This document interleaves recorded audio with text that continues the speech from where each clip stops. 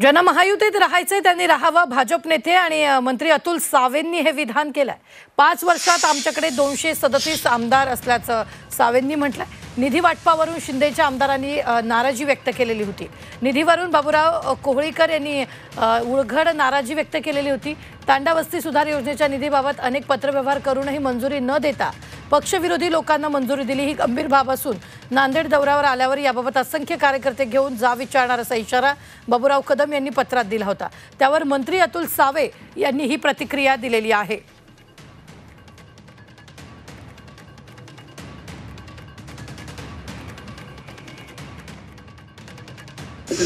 आमदारांना पत्रात जी भाषा वापरली ती महायुतीसाठी निश्चित पोषक नाही।